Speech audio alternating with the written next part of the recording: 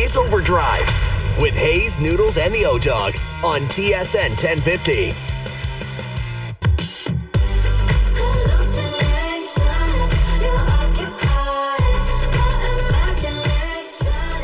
OverDrive continuing up on TSN 1050 and now on TSN 2. Mike DiStefano filling in for Brian Hayes. Got Dave Feshchuk of the Toronto Star. And we've got Jason Strudwick, the Strud Muffin himself. Let's just review. Why did you shut down my Saquon Barkley idea so fast? Are you that upset about running backs winning an award? Is it not available to everyone? No, it's a quarterback award. Like, let's be honest. It's not fair. That's like saying goalies shouldn't win it in the Hart Trophy. When's the last time a goaltender's won it? I think, Carey Price in 15, 16, and when was the last time before that? It's not that it's impossible, Struddy, and I think it's, he was in the conversation for a long time. He really, really was. But here's the thing that I look at the MVP race, and it's not that I strip it down to this argument specifically, but it's like if Josh Allen was replaced by an average quarterback, as opposed to Saquon Barkley being replaced by an average running back, which offense would suffer more? And to me, that clearly would be Josh Allen. So we're talking about most valuable player, it's got to be Josh Allen. And that's kind of the crux of what I'm talking about when I say Josh Allen over Lamar and Saquon and anyone else in the NFL. What he's been able to do for that team, I don't think anybody else holds as much value to their team, truly to the word of most valuable player, than Josh Allen. Well, you're stuck on the broken hand on the non-throwing hand, right? That's that you're putting him at hero status with a broken hand. Do you want to build him a statue? Build him a statue. Look, it's amazing. It's non-throwing broken hand. I don't know. I'll stand down. I think it's unfair to not look at running backs as well. Yeah. Well, the point's been made, though, Struddy, to your line of logic there, is that maybe they should do what baseball does, right? You have the Cy Young Award for the pitchers, and you have an MVP for everybody else. Right. So you have the MVQ for most valuable quarterback, and then you give an MVP to the rest of the guys who are quarterbacks. Because I agree with you. You've essentially, the last time a non-quarterback won was Adrian Peterson in 2012. Yeah. It has happened a few times. It doesn't happen very often, and you've made this a quarterback award, essentially. So why not just call it what it is? I love it.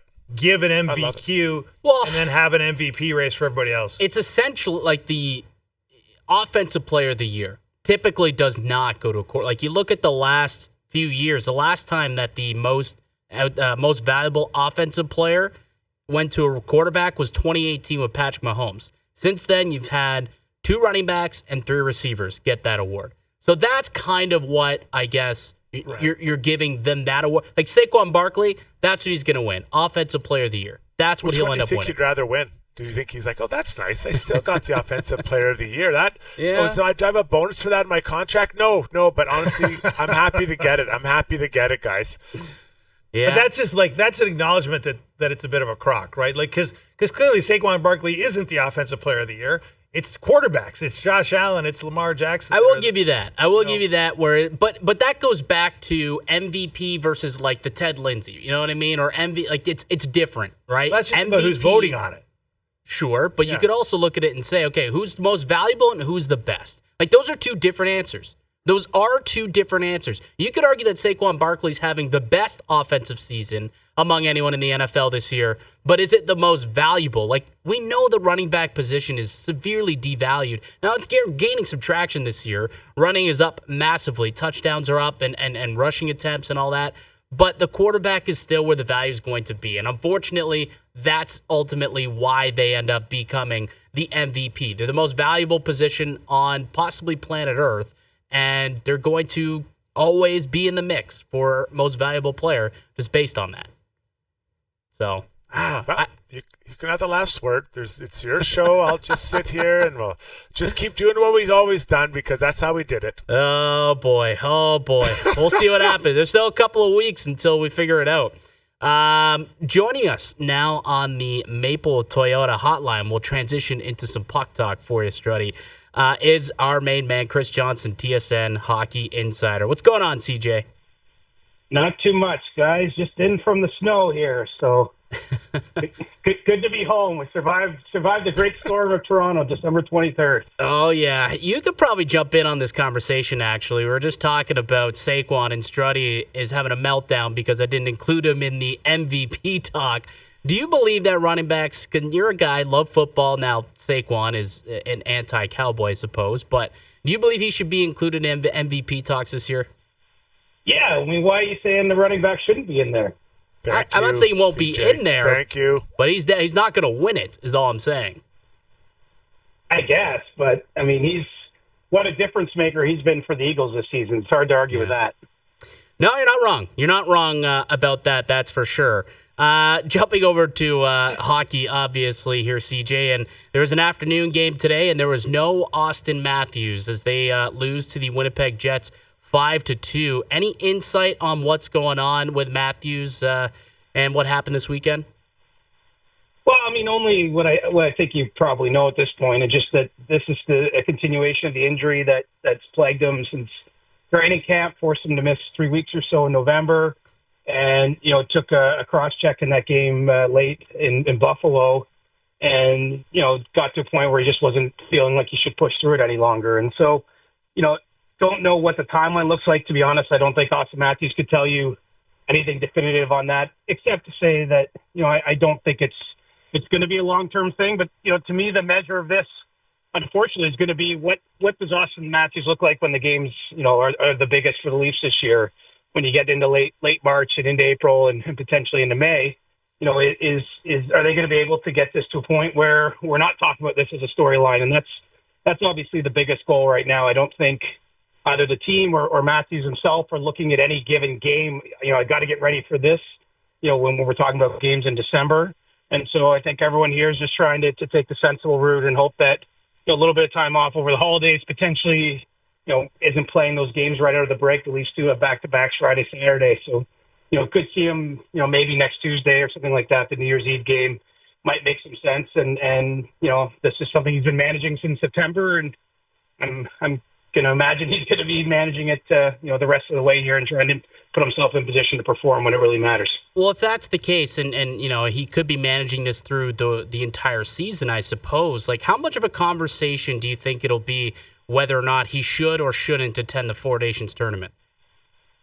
Well, there'll definitely be a conversation. I mean, the hard thing to note today is, that tournament isn't until February 12th. I mean, does he come back in January and things are going well and maybe it's a different sort of conversation when you get there. Obviously, if it's the flip side of that and he's either not able to perform for the Leafs, I mean, obviously he wouldn't be going to play for Team USA in that case. But, if it's sort of in and out between then and now, I think there certainly will be, something to be looked at. But, at this point in time, those decisions don't have to be made. Really, they have right until February 12th, as with any player that's supposed to participate in that tournament for the team and the player to make a call. And so, I do think it will be something that has to be discussed, especially if he's not going to be available for this next little while. But I guess we'll have to see where we're at on the other side of the holiday break here. CJ, let's head down to New York, and that team has scored one goal in the last two games. And that was basically while the anthem is being sung against Carolina. So is something significant a possibility as far as a change with this group, or are they going to try to just keep sorting it out? I mean, I think everything's pretty much on the table in New York. I mean, you've already traded your captain. You traded away Capo Caco. There's already been, a fair amount of movement there for a team that, was in the Eastern Conference Final and won the President's Trophy last year. And, today you're scratching Chris Kreider, who's your longest tenured player. And I can see how you get to that point when you're the Rangers. You've been struggling as you have. He hasn't produced the way he has in previous seasons. He's already been put down to the fourth line in some games before he finally got scratched. So, I mean, I guess none of these things in their own little bubble are alarming, but I think when you add it all together, there's an extreme amount of alarm around the team. And, I can't say if it's going to be another significant trade, if it's going to be changing the coach or perhaps even the general manager. I mean, all indications seem to be that Chris Drury, the GM there, has the ear of Jim Dolan, the owner of that team. But anyone who's followed Dolan, whether with the Knicks or maybe even this last stretch with the Rangers, will tell you that no one is too comfortable when things aren't going well, and to say it hasn't been going well for the Rangers is an understatement. I mean, this has just been an absolute disaster of a last month or so for that team. And it's hard to find any. You're looking for positives when you're in this situation, right? But you only get 12 shots in the game. It's been a few games in a row where they've taken some really difficult losses here. Probably the best news is they get a couple of days to let things decompress a bit. But no one is out of the woods there, and I could see it being a pretty active January once we get on the other side of the holiday roster freeze. CJ, what do you make of the off-ice drama out in the West Coast in Vancouver with the alleged rift between Elias Pettersson and JT Miller? We had Bruce Boudreau on OverDrive last week talking about how when he was coach there, he was under understanding that there was something between those guys that predated his arrival in Vancouver. What do you make of that whole controversy, or what the players seem to be saying is a lack thereof? Yeah, the players themselves said that, but of course we heard Quinn Hughes, the captain of the team, and Rick Tocchet, the head coach, kind of acknowledged sort of publicly, like, yeah, this is the thing that's going on. I think Quinn Hughes' words were, let's not beat around the bush here. We all know it's being discussed, and these are two players that are struggling. I mean, it is noteworthy because it's not just what they are. I mean, they're two of the best players on the team, two of the best paid players on the team, two guys on long-term contracts.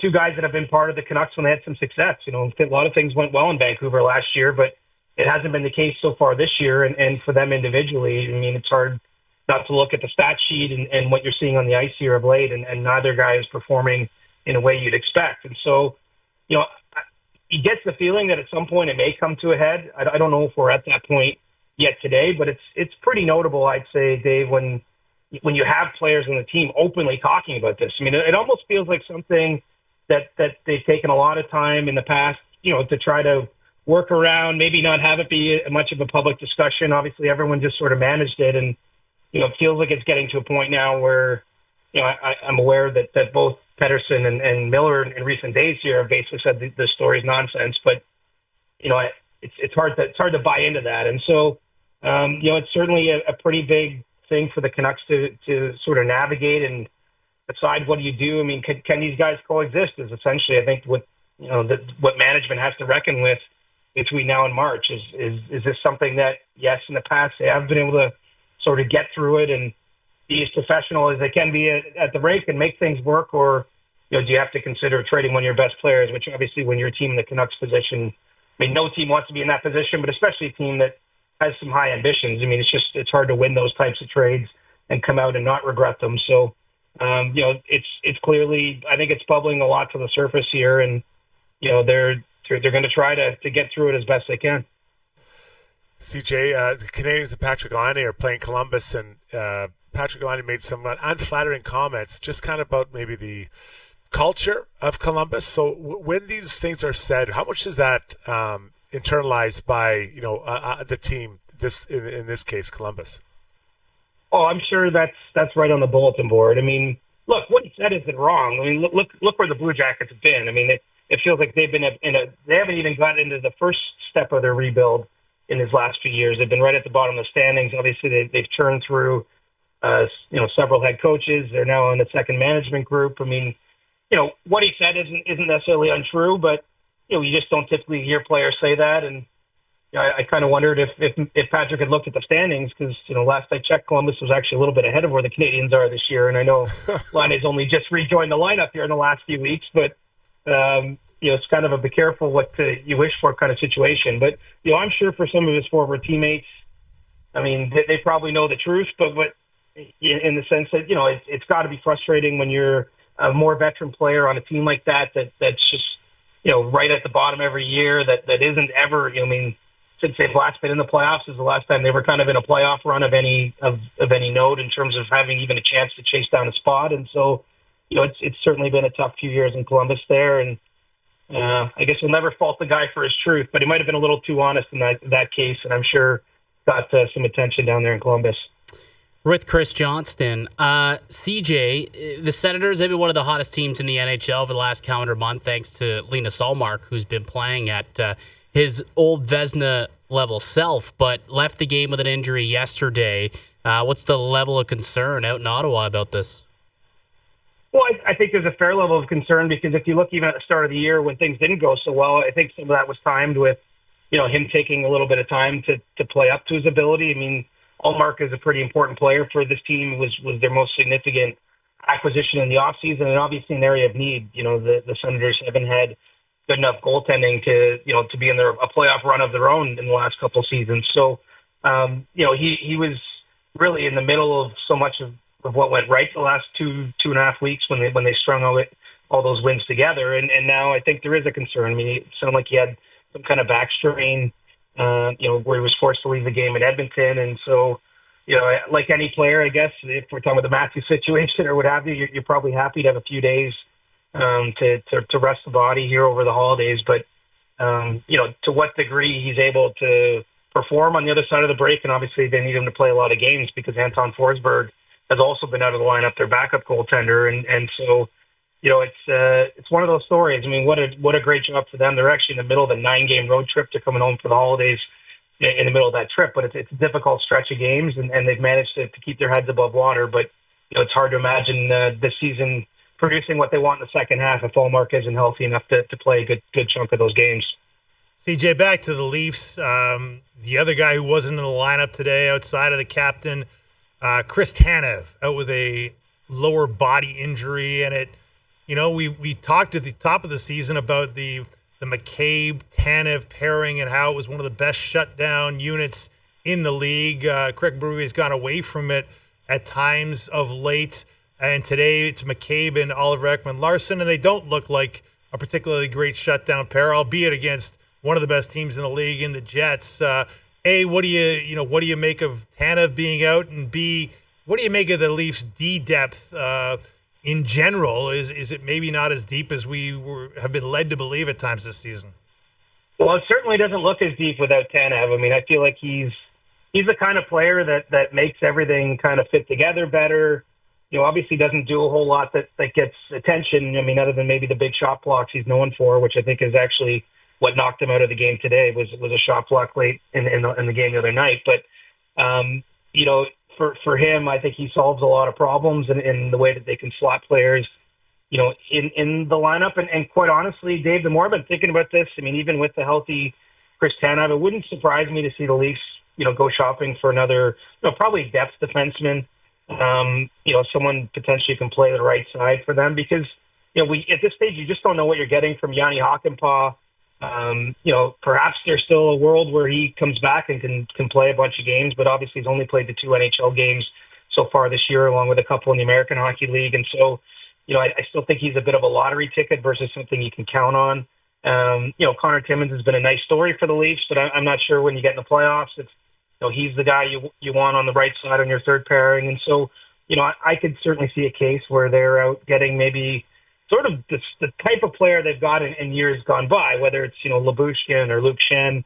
I mean, they sort of traded for guys that can fill a spot on the right side on the third pairing. And I think that will probably make some sense again if the market yields that sort of player. And so, I still think that their depth is reasonably good. I mean, you look at teams around the league, it's rarely perfect. You're gonna lose players to injuries, and it's actually for that reason. I think there's, unless something changes dramatically and Hakanpää suddenly playing every night and there's no concerns there, which is hard to imagine happening.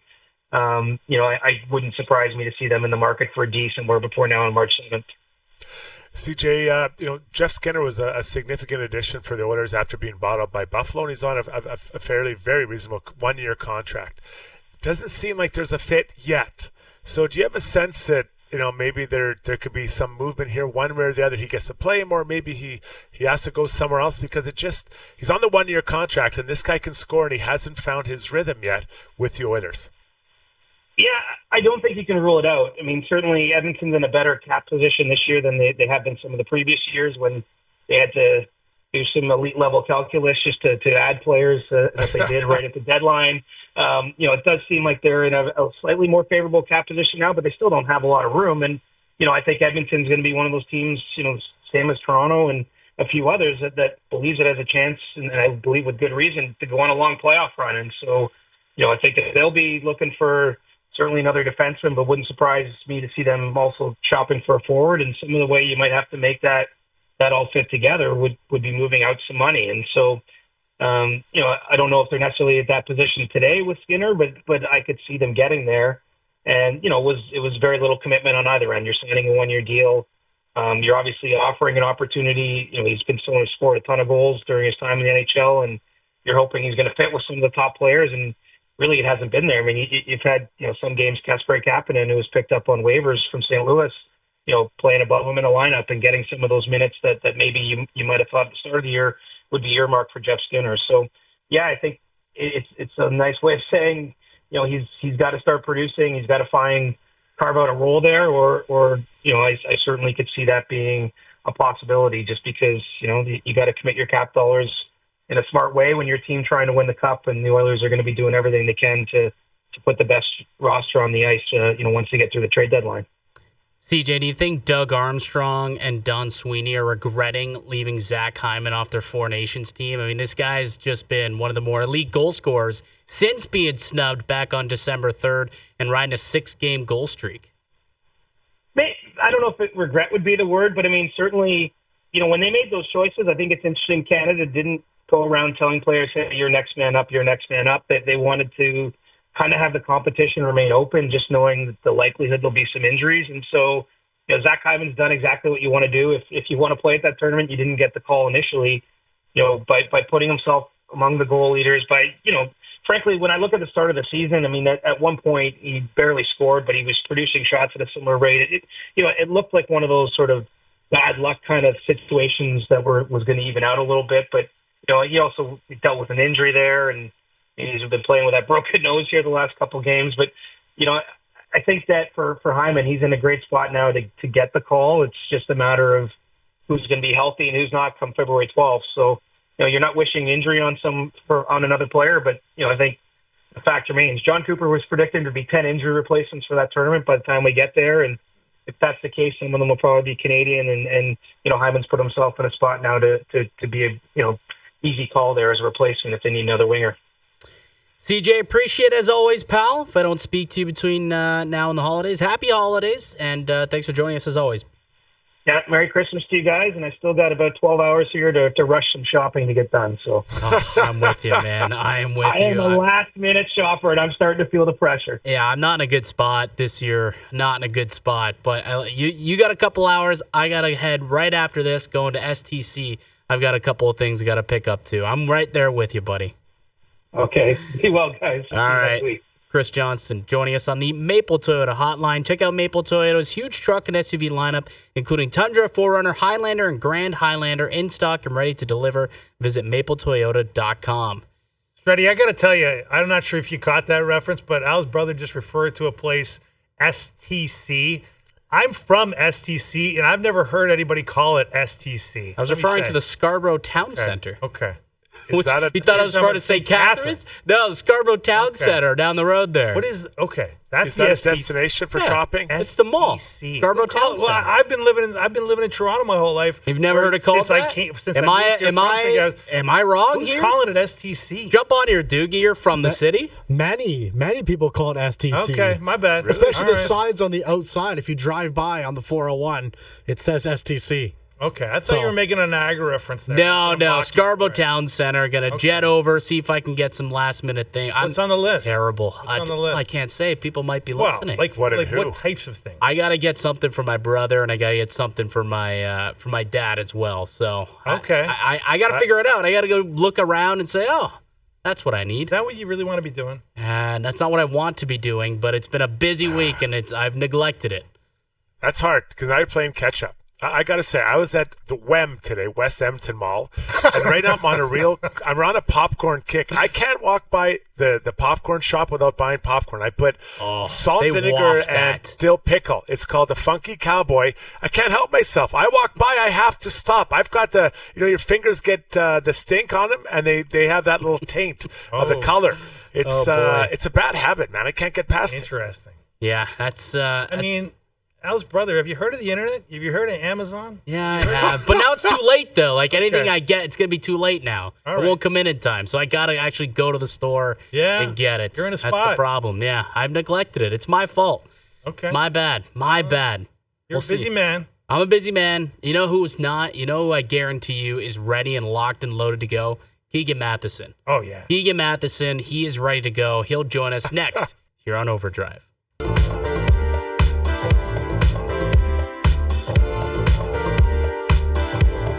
OverDrive continues on TSN 1050, up on TSN 2. Mike DiStefano, Jason Strug with Dave Feschuk.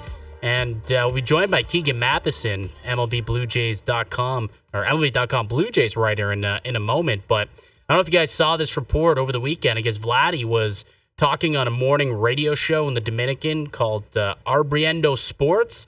And they were talking about his contract extension and how things are going there with the Blue Jays. And he said, quotes, "What they offer me is not even close to what I'm looking for." That doesn't sound like the Blue Jays are awfully close to having anything signed by Vladimir Guerrero Jr. And apparently, and there was a piece in the Star today, Dave. I think Mike Wilner wrote it, saying that I guess Vladdy's camp is setting a deadline, reportedly, of the start of training camp to get something done here. Well, it's a contract year, right? Unless you want him to walk or go into the walk year, you got to get something done. And look, the ante's been upped by the Juan Soto deal and all that's kind of the ripple effect that has caused around the industry. And yeah, it doesn't exactly look like it's going to be an easy signing for the Blue Jays between now and opening day.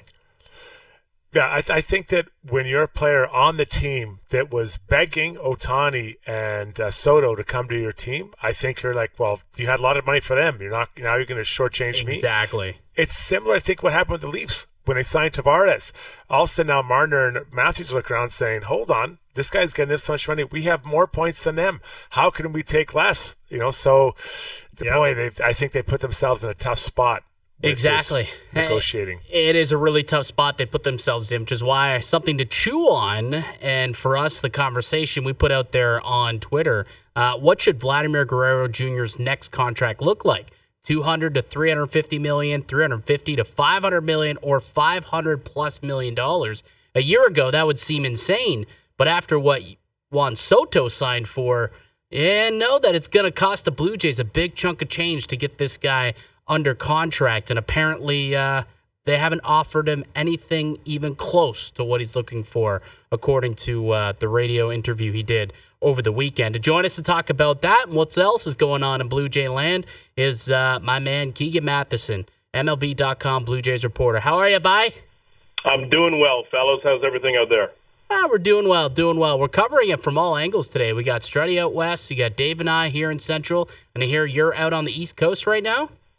Dominance, coast to coast right now. I am on the East Coast, which is why there's serenity and calm in my voice. I've been 3 whole days away from Toronto. I feel lighter. Yeah, well we all do. We all do. Vladdy, interesting though. I'm sure you've seen the reports, obviously. Yesterday speaking on the radio show, saying that the contract discussion's not going very well. What do you make of what's going on in this situation? Not good and not headed in a good direction, I don't think. Obviously, this has changed a ton in the last few weeks post-Juan Soto. And sure, Vladdy and Soto are very different players, but they are peers when you look at age, in terms of being a star. And once teams get comfortable speaking in the $500, $600, $700 million range, you don't put that back. That doesn't go away. And Vladdy was, behind Juan Soto, the biggest winner from those winter meetings, I believe. The more that this begins to play out publicly, the worse it will be for the Blue Jays. Now, for Vladdy, he is in full control of this, I think. And Vladdy is really smart. Players like him who grow up with dads in the game, it helps them baseball-wise, but it really helps them understand this as a business. And Vlad Sr. was through a couple of these instances himself, not at this high of stakes, but he's been around this. He's around people who know how this works. And he really holds the power here because not only is common sense and logic, quite frankly, on Vladdy's side in all of this, but just about 100% of public perception is on his side right now. It looks like such an easy thing to do, and the word easy here is tricky, for the Blue Jays to salvage this offseason, to salvage the frustration they've put fans through by re-signing Vladdy and extending him, but they've got to get to a number. And at this point, that appears to be a number that is moving. The Blue Jays front office, in my experience, and I think people watching this front office for almost 10 years, is a group that meets and evaluates and sets a number that they believe a player is worth. And I don't know how well that meshes with a moving number. Well, that's the problem here now. Allegedly, reportedly, I should say, in the interview, he also mentioned Vladdy did the prospect of a deadline to sign him, or else he'll just be going to free agency. And the deadline apparently is the start of spring training. What do you make of that? I think that's smart from Vladdy's side, and some players are different. Some players like to hear every offer. Some players like to fully trust an agent, for example. But for Vladdy, number one, you get a nice deadline. And this is all we're going to talk about for the next, 6-7 weeks until I land in Dunedin, Florida, and I think February 12th. Probably 90% of the stories I write, most of these radio conversations we have are going to be about this because it's the biggest story. And I don't think anything else is close. Like, take Jose Bautista and his contract spring 10 years ago and multiply that by 100. This is going to be big. But also from that standpoint, you're putting pressure on the Blue Jays, but I think it makes sense for Vladdy as well because once the season starts, you want to focus on baseball. And if you go 0 for 4, you don't want some idiot like me asking you how that impacts next year's free agency after every single game. You try to get away from that from being a constant week-to-week conversation. And that's another example, guys, of Vladdy taking control of this. If there's one change I've noticed, guys, and I think it's relevant to this, in Vladdy, the last year, 2 years, I think he has really grown up. I'm around him all the time. I've been around him since he was a teenager. He was not immature before, by any means, but you can always grow up a bit, and he has really jumped in that regard. He knows himself, he knows his worth, and he is smart when it comes to this. So as he slowly begins to take control of this narrative, I don't think it's going to be by accident. And if he does end up reporting and there's no deal that is made, I mean, would the Jays be comfortable playing out the year, or do you think there's going to be some serious discussions about whether or not, the team moves on from Vladdy and tries to recoup as many assets as they possibly could? Reminds me almost of the Bo Bichette conversation, too, with guys coming up on the final year, to a much lesser extent Chris Bassett as well. If you move one of them, what's the point of this season? They have painted themselves into the corner of a corner of a corner of a room at this point. And this year needs to mean something. Even if you were to move Vladdy, you would get a tremendous piece back, even for 1 year.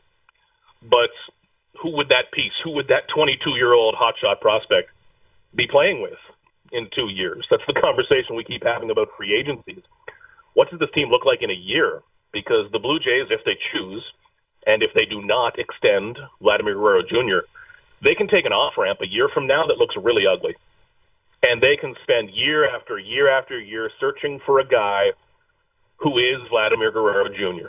He is who you look for and lose sleep over, and he's right there. He's in their clubhouse saying, I want to stay here. It's a dangerous thing to flirt with losing that. And if you were to move Vladdy, you're trying to trade him for a guy who you hope is almost Vladdy. It doesn't line up for me. So, Keegan, let's just pretend that he does go to free agency. Would the bids, would the process of finding the team, would it be similar to what we saw from Juan Soto this offseason? I think you'd see a similar structure. I don't think you're going to see anything go that high, of course, but I think now, and even to frame this, guys, going into the offseason, I won't pretend to be smart. I did not see 765. My God. I would have thought 550 to 600. If it starts with a 6, what a win. But that was a dream for Soto and Scott Boras because you had a couple of eager teams like the Jays and Red Sox, and then you had New York versus New York, all that ego at play. That is, for an agent, Christmas morning. You'll love it. But Vladdy will have a similar number of suitors and teams that have missed out. Look at the Yankees, look at the Red Sox. Wouldn't they both love to poach him? Will be involved in that. Now, I'll also caution, too, that this could play out like Aaron Judge. When he went to free agency, took a look around, got some interest, like the Giants, but then went home to New York. That can still happen. But it's an awfully attractive thing, guys, and I always say this is why I always err on the side of a guy probably not being extended, because it's pretty fun in his place to have 10, 12, 14 big, wealthy teams bidding on you. And as we've seen in those high-end bidding wars lately, the Blue Jays certainly get involved, but it takes that almost emotional or last-second surge at the end to say, screw it, we want this guy, we're going to get him. The Dodgers did it, Steve Cohen and the Mets did it with Juan Soto. Is that the Blue Jays' way of business? It hasn't been. With Keegan Matheson, Jays reporter for MLB.com. Well, Keegan, we're through the winter meetings, and I guess Jimenez is a nice piece that they brought in, but I think in order to be a competitive team next year, they're going to have to make another move at some point. So what are some other external options still available for the Blue Jays this year?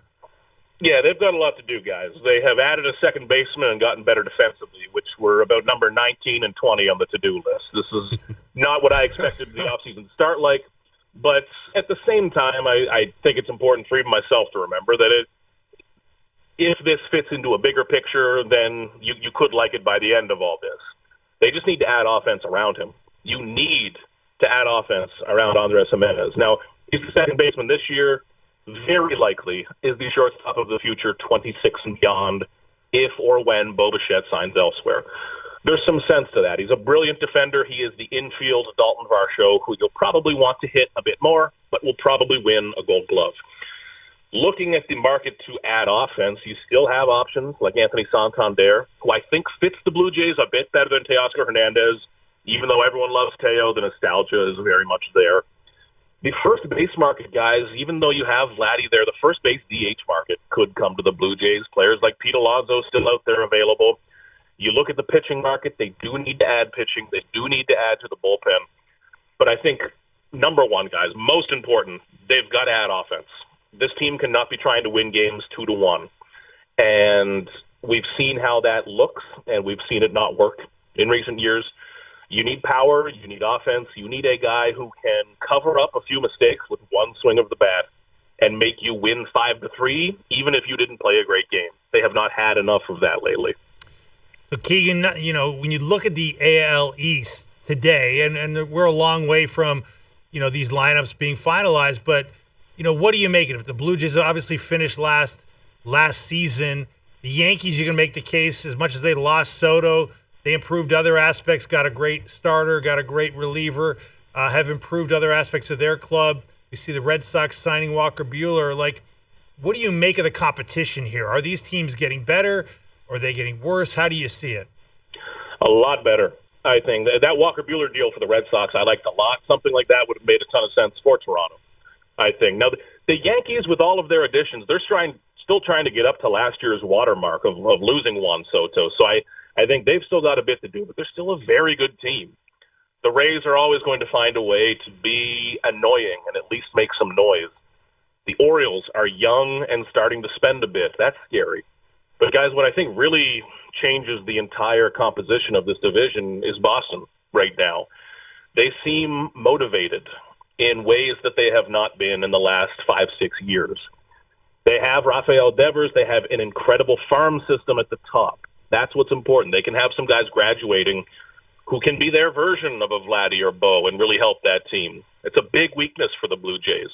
But if the Red Sox are motivated and they are tapping into that Red Sox pride again and still trying to be at the top of this division, that's scary.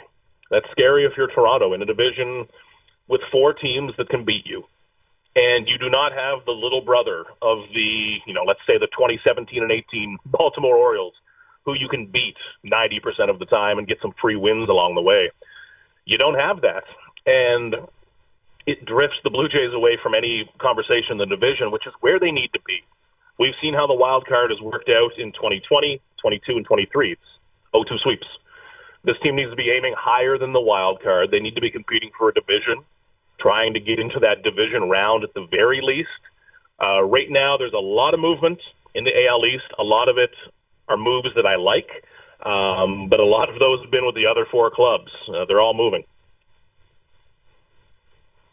Keegan, appreciate the insight as always, buddy. We'll chat again real soon, and Merry Christmas, pal. You got it, fellas. Happy holidays. There he goes. Keegan Matheson, Blue Jays reporter of MLB.com. It's really a conundrum that the Blue Jays find themselves in here when it comes to what to do with this roster, with this team, and with Vladimir Guerrero Jr. Again, something to chew on. What would Vladimir Guerrero Jr.'s next contract look like? You can answer this on Twitter. $200 million to $350 million, $350 million to $500 million, or do you see this contract exceeding $500 million? I don't see the Blue Jays being willing to go that far, but I think for sure we're looking at a contract north of $350 at the very least. Well, if they're far apart, I mean, $350 seems about the starting point nowadays, right? For the Jays, not Vladdy. Yeah, for sure. Yeah, that's the starting point. 10 years, or what are we looking at it for? That's the thing with contracts when it comes to baseball. We always talk about just the final number, but rarely ever do they throw out the term. Mm-hmm. Like if he wants $400 million and the Jays want to give him $350, okay, then sign for whatever, 11, 12 years, and you still get your $400 million. I guess is a way you could kind of get around it. You could just push money back a little bit if you really wanted to do that. Yeah, the deferred money thing's become a thing in Major League Baseball, even in the NHL at times. But look, it sounds like they're pretty far apart. I mean, if Vladdy's saying that publicly and starting to put the screws to Shapiro and Atkins publicly, you know that there's a lot of ground to make up here. But the question I keep having, Struddy, is if the Blue Jays wanted to sign him, why didn't they sign him by now? Why didn't They've clearly had reservations about signing this guy year after year after year, and it starts to make you wonder, like, maybe if they've had cold feet until now, that should tell you something. Then trade him. Like that's my thing. Like we talk about, we did some airing of grievances today. That's one of the things that I want to air out right now really quickly. Pick a direction when it comes to the Blue Jays, when it comes to Vladimir Guerrero Jr., because I honestly believe that it's holding this team back from moving forward or backward. It's just staying the same, and that's never a good thing in sports. You sign Vladdy, and maybe that brings some other pieces in. We already heard Corbin Burns reportedly said he wasn't really interested in coming to Toronto because he wasn't sure if Vladdy was going to be around in the future, and he doesn't want to be around if this team goes to absolute, basement of the AL East. He doesn't want to be around for that. But if Vladdy signs, and he signs a 10-year, 12-year extension, then that's a different discussion. The Blue Jays would be willing to put money on the table to bring a winning product into this city.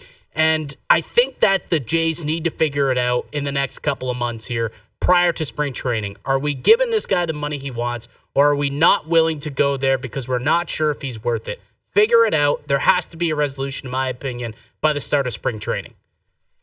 Yep, I agree with you. And I think the other side, too, is Vladdy signing here? Let's say he gets the money. Is he going to sign here no matter what the quality of the team is? Because if I'm him, I want to make sure I'm around a team that's competitive, or being on a team that's competitive. And yeah, he's a big part of that. But he's been on the team that haven't been successful. So, you also have to, I think the Blue Jays have to sell him on this is what the future looks like if they do get to the money, because he'll get the money wherever he is, Festchuk.